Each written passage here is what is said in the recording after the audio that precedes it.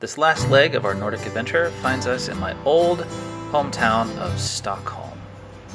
It's a rainy day, and we have some breakfast, and we head out into the city to explore.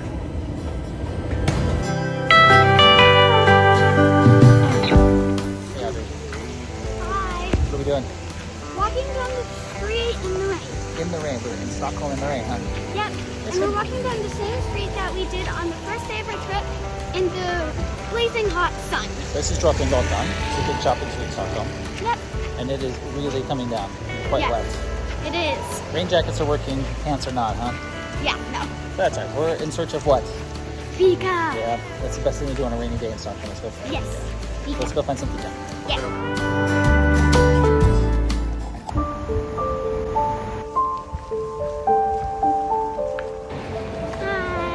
We're going to Skogskykogarden today. Yes. So it's the forest cemetery. So we'll see. It's a very beautiful architectural design landscape for a cemetery. So let's check it out. Yeah.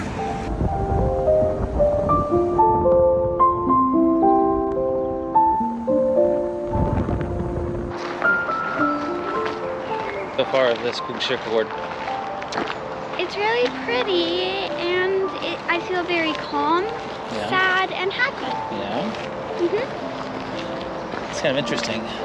It's kind of a beautiful and sad place at the same time, huh? Yes. Yeah. It's one of those places I think about a lot. Both being a place to celebrate death and loss, but also celebrate life for the forest and nature. Yep. It's kind of bittersweet, or sugary and sour, or sweet and sour. Yep. Kind of one of those places that makes you feel all sorts of different things at the same time. Yes.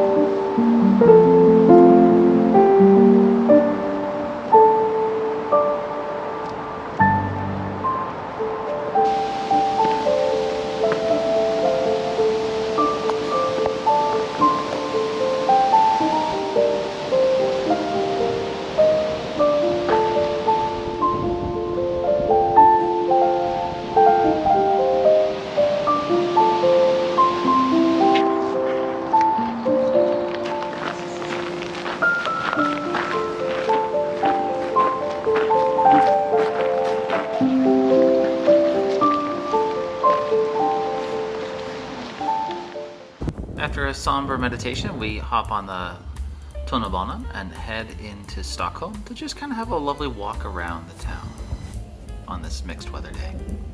A little ad in the background there, it's going to foreshadow for another visit we do another day.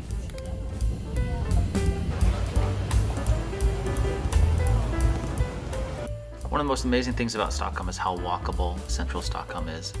It's fun to just spend hours wandering the streets, looking in the windows, people watching, and of course always being ready to find a great place to stop and fika.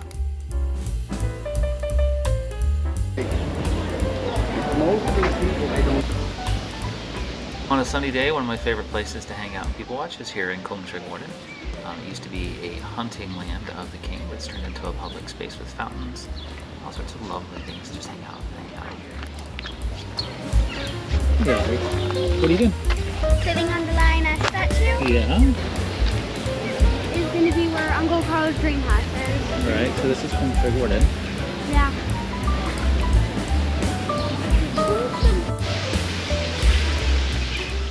Just a short walk from Skogskykogarden is the Royal Palace, as well as Gamla Stan, the old city.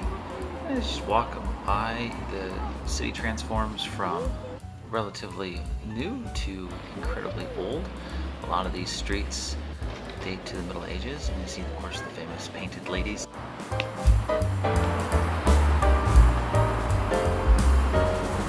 All right, it's sundown time. Early sunsets in Sweden, but sundown time here in Hamburg Sjöstad.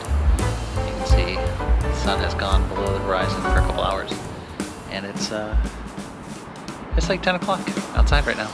Kind of night. It'll get a little dark tonight, but not super dark.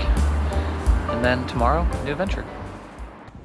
Up early and out to explore. It's another beautiful day in Stockholm, which you always need to take advantage of because you never know what you're going to get in the summer. We decided to explore Djurgården, which is a big island park kind of in the middle of Stockholm. And this is exploring our way down to the park, walking around the shoreline to get there.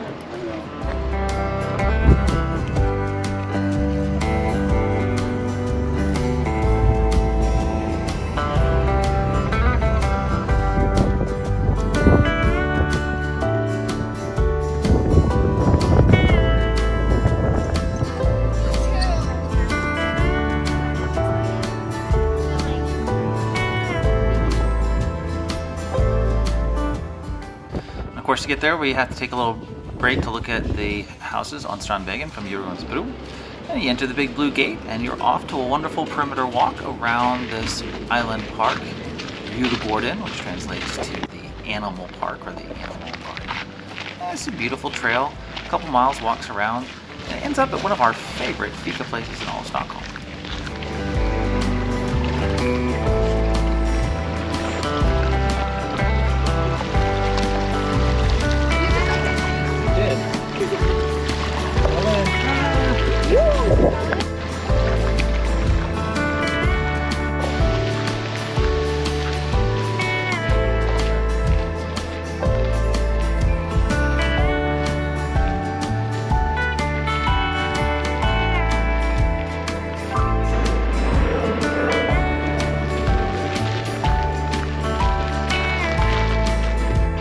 Sometimes there's even sheep out here.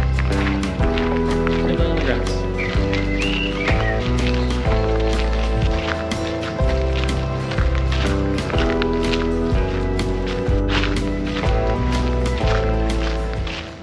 At the end of the walk is Blockhusude, which has a nice little fika restaurant. Have a beer, have some cake, some coffee, and some tea. Just enjoy the beautiful summer weather.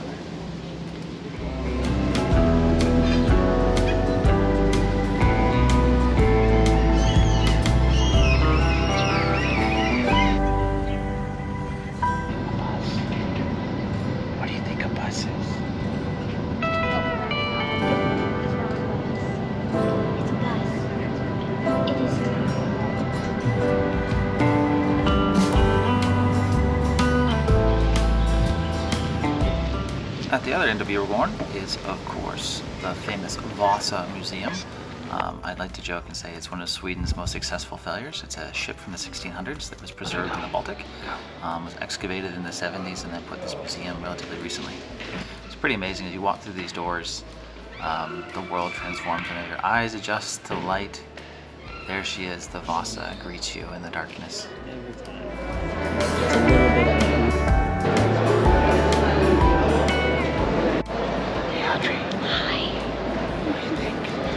It's really, really cool. I just don't know. It's very elaborately decorated, and I like the feeling of it being really big. Yeah. It's the most successful disaster, huh? Yeah.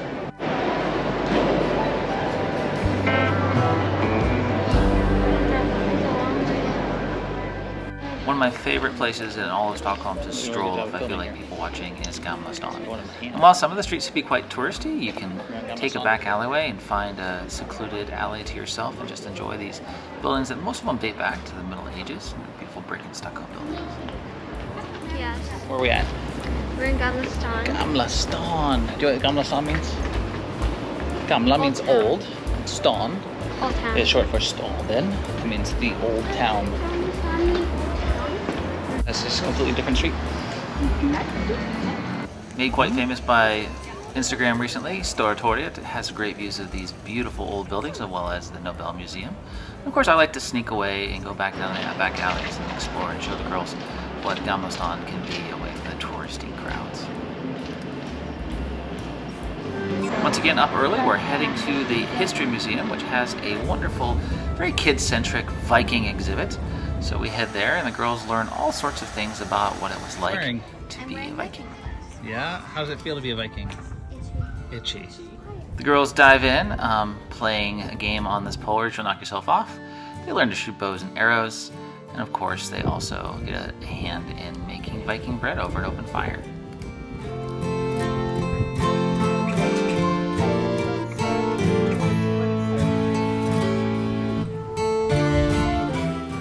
Girls also learned a little bit about rune stones and found out that there was quite a bit of gold during the Viking period being circulated around where they kept their wealth.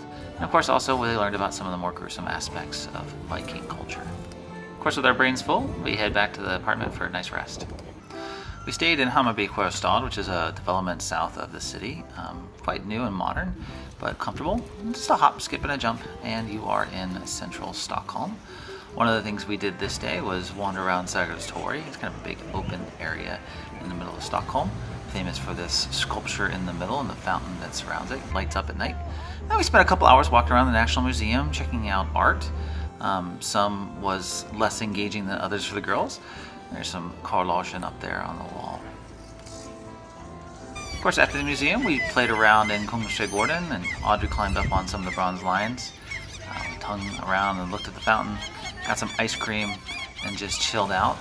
And luckily made it back to the apartment just in time as the weather shifted from this beautiful, beautiful sunny summer day to something slightly, well, more Swedish.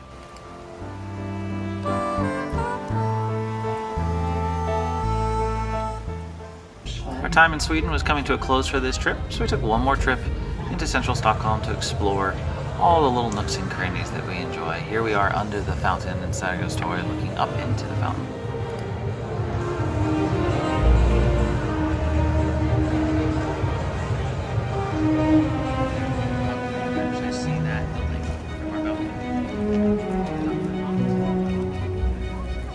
Melt That's it? in water. Hi. Do you know where we are? I forgot. We're walking along Strandvägen. Strandvägen. It's like the swanky area of Stockholm. A little rainy. It is a little rainy. It's also really sunny. Yes. And we ended our day along the water in Djurgården with some nice beverages for the girls and some nice beverages for Tanya and I as well. Stockholm is, after all, a city on the water, so this is our last day in my old hometown. We got invited out to Vaxholm, a little town outside of Stockholm. We took the boat out there to go and spend the last sunny day along the water, had some fika, swam in the Baltic, and enjoyed our last day in Sweden before it's time to come home.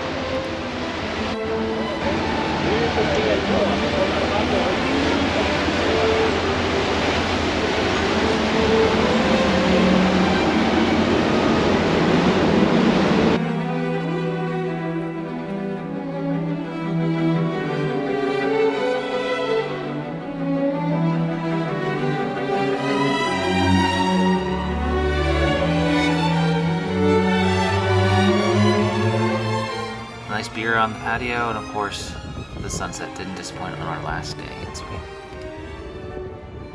The next morning, we're up early and out to the airport to catch our flight home from Stockholm Arlanda Airport to Newark Airport in New Jersey, and then finally to Denver.